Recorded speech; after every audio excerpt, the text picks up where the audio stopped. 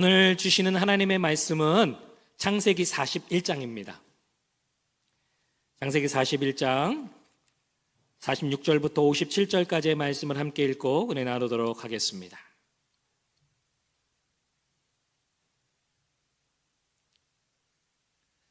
창세기 41장 46절부터 57절까지의 말씀, 페이지 수로는 64페이지입니다. 한 목소리로 읽도록 하겠습니다. 46절입니다. 요셉이 애굽 왕 바로 앞에 설 때에 30세라. 그가 바로 앞을 떠나 애굽 온 땅을 순찰하니 7해 풍년에 토지 소출이 심히 많은지라. 요셉이 애굽 땅에 있는 그 7년 곡물을 거두어 각 성에 저장하되 각 성읍 주위의 밭의 곡물을 그 섭 중에 쌓아두매 쌓아둔 곡식이 바다모래같이 심히 많아 세기를 그쳤으니 그 수가 한이 없음이더라. 흉년이 들기 전에 요셉에게 두 아들이 나되 곧 온의 제사장 보디베라의 딸 아스낫이 그에게서 낳은지라.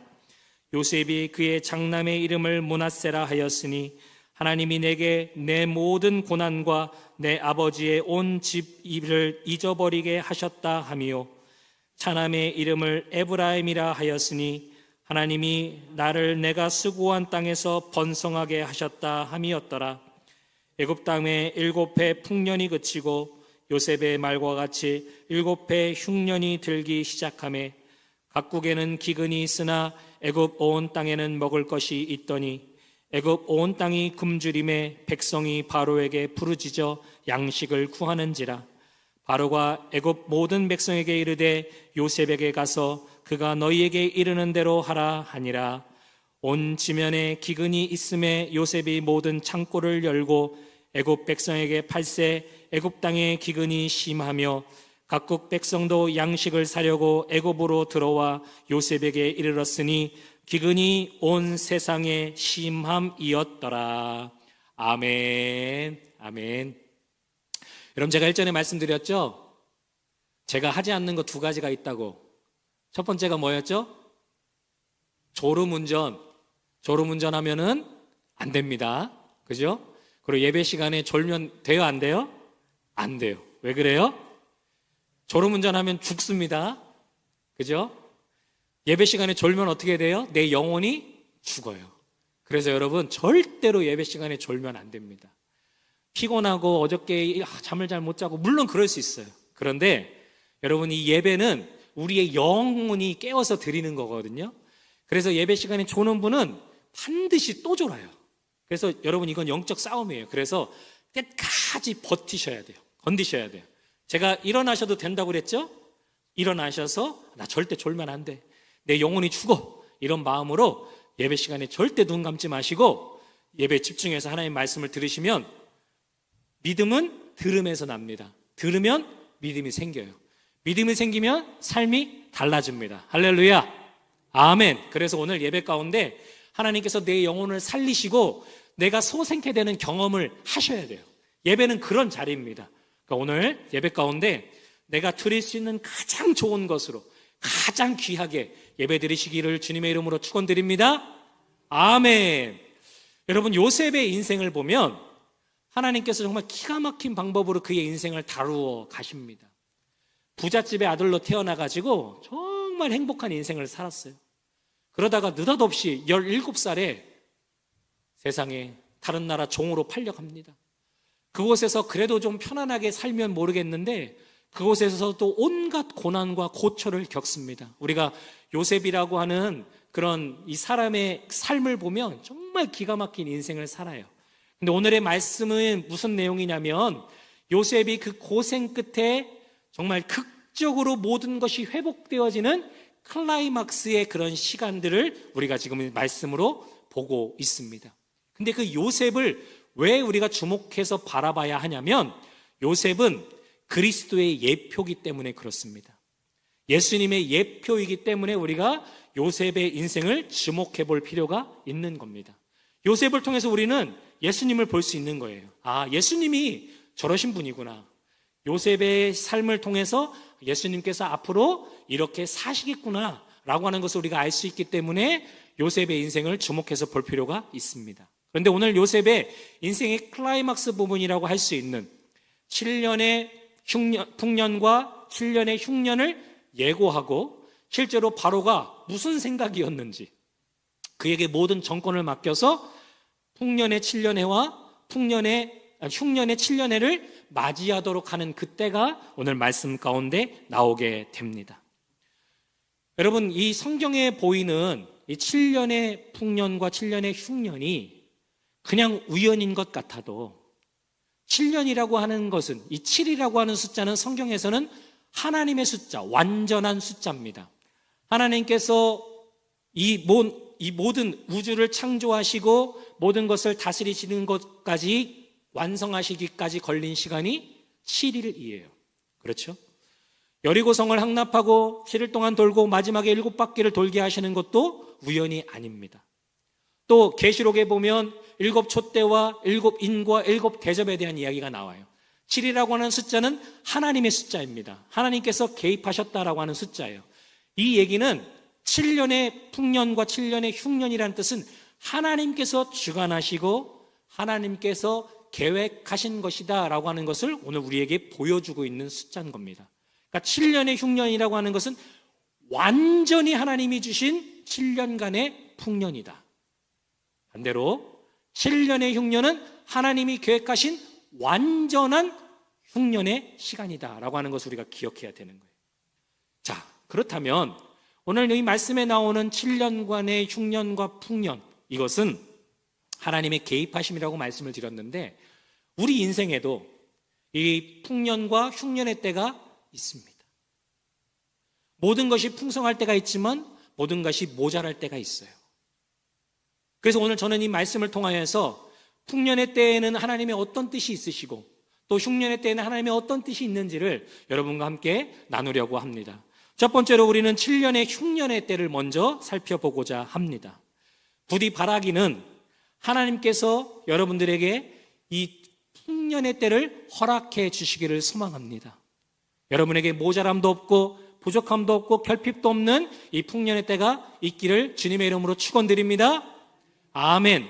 여러분, 7년의 풍년이 얼마나 풍요로웠냐면 7해 풍년의 토지 소출이 심히 많았다라고 성경이 기록하고 있습니다. 또 쌓아둔 곡식이 바다모래같이 심이 많아 세기를 그쳤으니 그 수가 한이 없었다라고도 기록하고 있습니다. 하나님께서 풍년의 때를 기가 막히게 허락해 주셨는데 너무나 많았다는 거예요. 자, 우리가 그래도 주님의 은혜로 풍성하게 살아가는데 여러분, 진짜 부자는 자신의 재산을 셀 수 없는 존재들입니다. 여러분, 저는 제 통장에 제 돈이 얼마 있는 줄 알아요. 여러분들도 아시죠? 저는 통장에 얼마 있는지 모릅니다 라고 하시는 분이 있을 수 있어요. 있으면 좋겠어요. 자, 그런데 여러분, 진짜 부자는요, 셀 수가 없을 만큼 돈이 많은 사람을 부자라고 이야기합니다. 그 사람은 통장에 얼마 있는지 몰라요. 왜요? 자고 일어났더니 또 박혀 있어요. 그러기 때문에 그렇습니다. 여러분, 요셉의 풍년의 때를 맞이했을 때 그 애굽의 상황이 그랬다는 거예요. 풍년의 때에 정말 하나님께서 넘치게 채워주셨습니다. 그래서 각 지역마다 창고를 만들어서 거기에 저장했어요. 평상시보다 원래는 애굽의 법은 10분의 1을 거두어서 그것을 세금으로 나라에 내도록 했습니다. 그런데 20%, 5분의 1을 거두어 넣도록 했어요.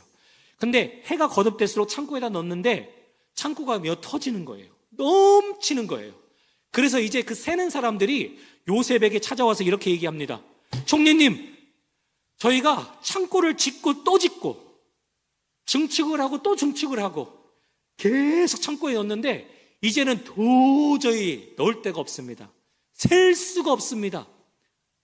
지금 그런 상황인 거예요. 여러분, 상상이 되세요? 얼마나 하나님께서 넘치게 채워주셨는지 셀 수가 없었다는 거예요. 여러분, 미국에는 강철 왕, 모든 그 철강, 우리로 따지면 이게 그런 사람이 있는데, 그 사람이 강철 왕 케네디라고 하는 사람이에요. 그 사람이 어떤 명언을 남겼냐? 하나님 앞에 세지 않고 드렸더니 하나님이 셀 수 없이 주시더라 라고 하는 명언을 남겼습니다. 여러분, 하나님께서 주시는 복은요, 세상에서 얻는 것과는 달라요. 하나님이 주기 시작하면요, 감당할 수 없는 복을 주십니다. 저는 바라기는 오늘 함께 예배드리는 여러분들에게 그런 하늘의 놀라운 복이 임하기를 주님의 이름으로 축원드립니다. 그런데 하나님께서 왜 그렇게 주셨을까요? 요셉 한 사람 때문에 그러셨습니다. 하나님께서 요셉 한 사람 때문에 그들에게 이런 풍년의 때를 허락해 주셨다는 거예요. 셀 수도 없고 엄청나게 많은 그런 놀라운 축복이 그들 가운데 있었다는 거예요. 그런데 여러분, 실제 우리가 우리의 인생을 살다 보면 우리가 모자란 때도 있고 부족함도 있었지만 지금은 하나님께서 우리의 삶을 너무나 풍성하게 넉넉하게 해주셨습니다. 하나님께 참 감사하죠. 여러분, 요셉은 이 때를 지나면서 아들을 얻는데 아들의 이름을 하나는 므낫세요, 하나는 에브라임이라고 짓습니다. 므낫세라고 하는 뜻은 하나님께서 모든 것을 다 잊게 하셨다. 나의 고통과 나의 아픔을, 나의 수고를, 그간 고생했던 모든 것을 잊게 하셨다 라고 하는 뜻입니다. 여러분, 하나님께서 우리 과거에 고생했던 것, 우리가 수고했던 것 주님께서 지금 다 갚아주셨죠. 참 많은 은혜를 받게 하셨습니다. 제가 한 사람 한 사람 만나서 이렇게 이야기 나누다 보면 공통적으로 하시는 얘기가 이거예요. 목사님, 저 진짜 고생 많이 했습니다. 어렸을 때 정말 이 울릉도 땅에서 사는 것 힘들었어요. 만만치 않았어요. 하지만 지금 하나님께서 저희들 잘 살게 해주셨습니다. 여러분, 그렇죠? 하나님의 은혜죠. 그래서 요셉도 므낫세라고 하는 이름을 짓습니다. 하나님께서 과거의 아픔과 고통을 다 잊게 하셨다. 여러분, 그뿐 아닙니다. 에브라임이라고 하는 아들도 주셨어요.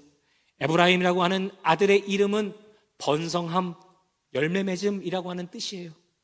하나님께서 더 줄 복이 남으셨다라고 하는 뜻입니다. 그래서 요셉은 그 자리에서 하나님께서 나의 고통과 아픔을 잊게 하신 것뿐만 아니라 앞으로도 나에게 주실 하나님의 열매가 있습니다, 저는 그것을 기대합니다 라고 하는 의미로 그의 아들의 이름을 지었어요. 여러분, 오늘도 우리도 그런 시간들을 지나가고 있습니다. 이 고난의 시간 가운데서 하나님께서 우리로 하여금 견딜 수 있는 은혜를 주셨고, 우리로 하여금 참 많은 은혜를 주셔서 지금 우리는 풍요롭게 넉넉하게 살아가고 있어요. 이 풍년의 때에 하나님께 감사하시기 바랍니다. 모자라다고 원망하고 불평하지 마시고 하나님께서 지금 나에게 주신 은혜가 너무나 크다고 고백하실 수 있는 여러분 되시기를 주님의 이름으로 축원드립니다.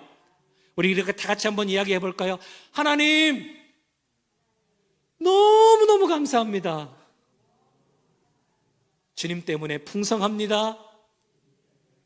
주님 때문에 넉넉합니다.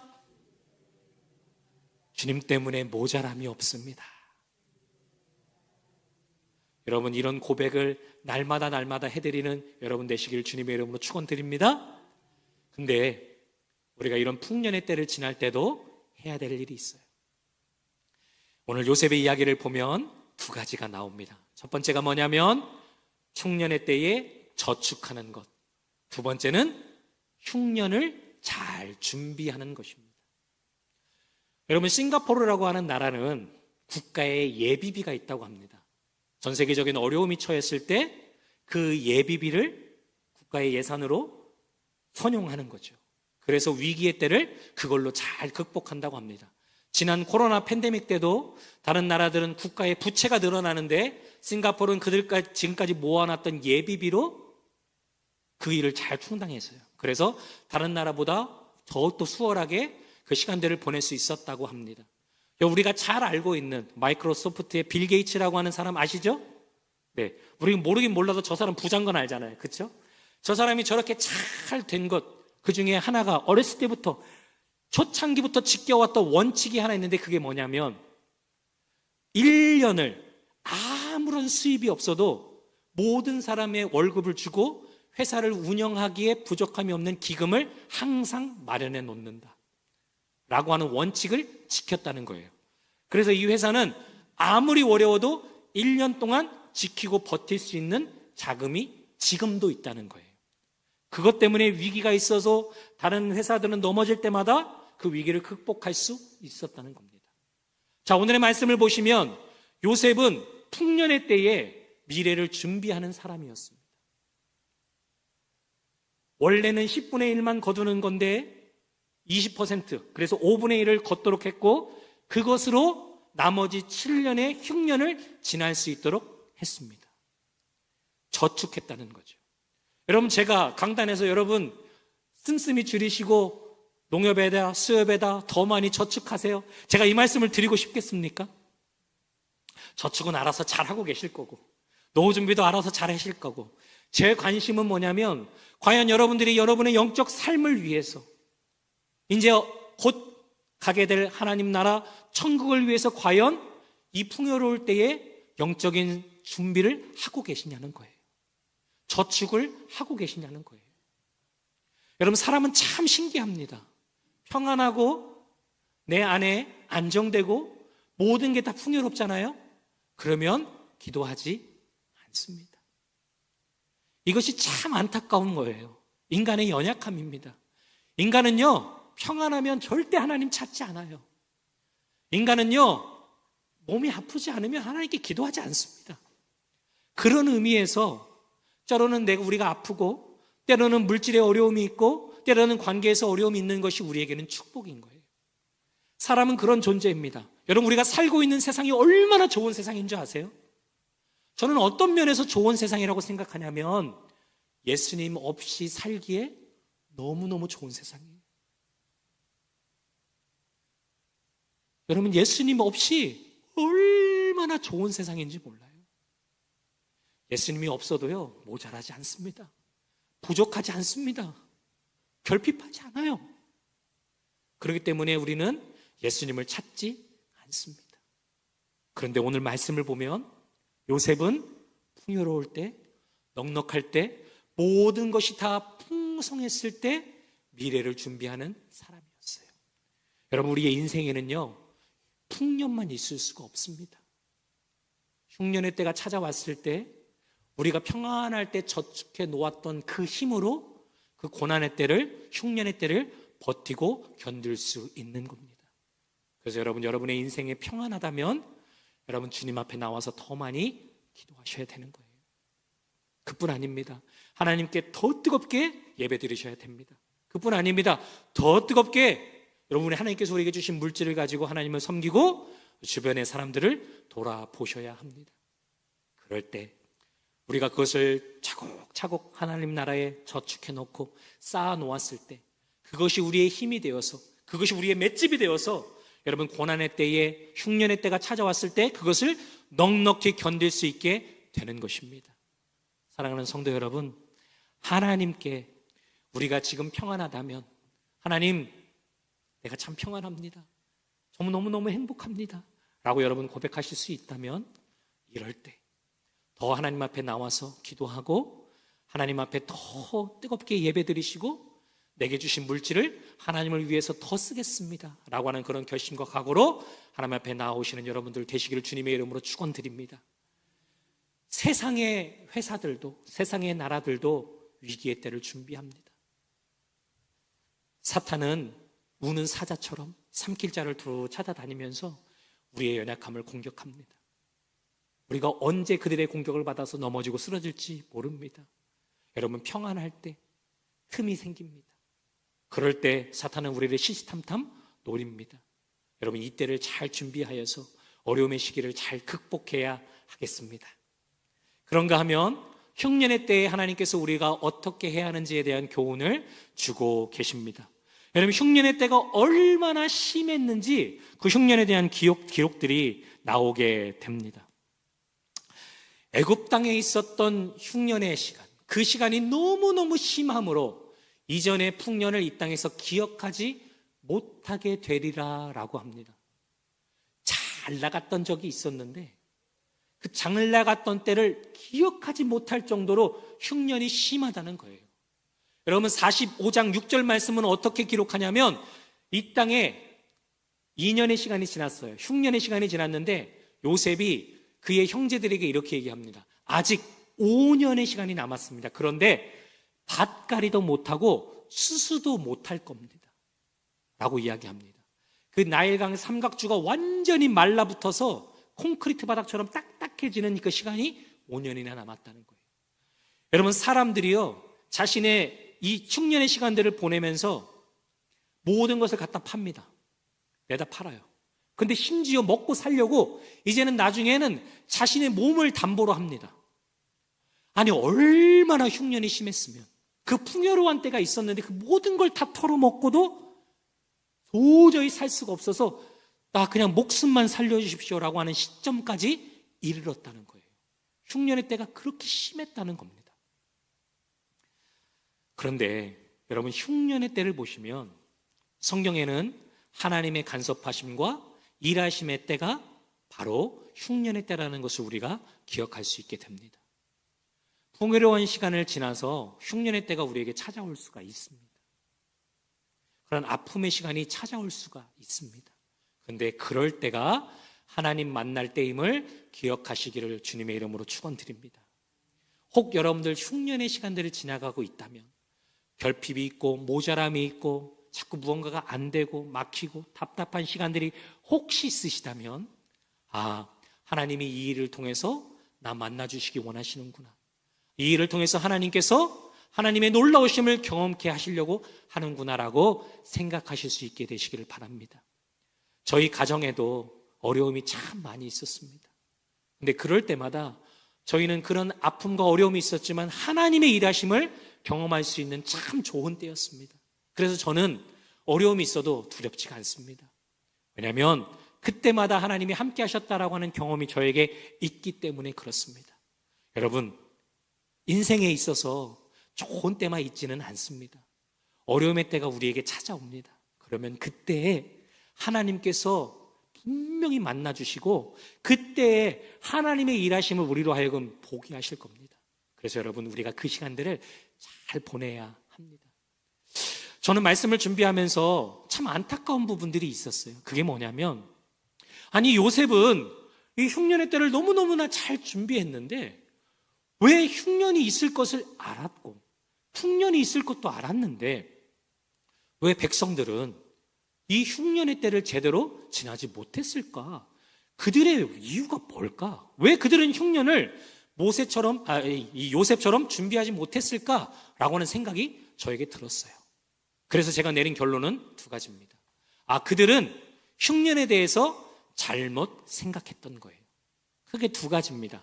첫 번째는 흉년에 대해서 너무 풍년의 시간들을 취해 있었던 나머지 흉년의 때를 생각하지 못했다는 거예요.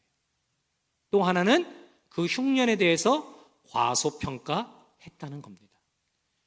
여러분 이제 오늘 밤 지나고 나면 월드컵 결승이 있습니다. 어느 나라가 올라갔냐면 아르헨티나하고 스페인이 올라갔어요. 너무나 좋은 일이죠. 너무나 축복해 줄 일이에요. 그런데 여러분 그 아르헨티나는요 사실은 지금 월드컵 우승이 이게 문제가 아닙니다.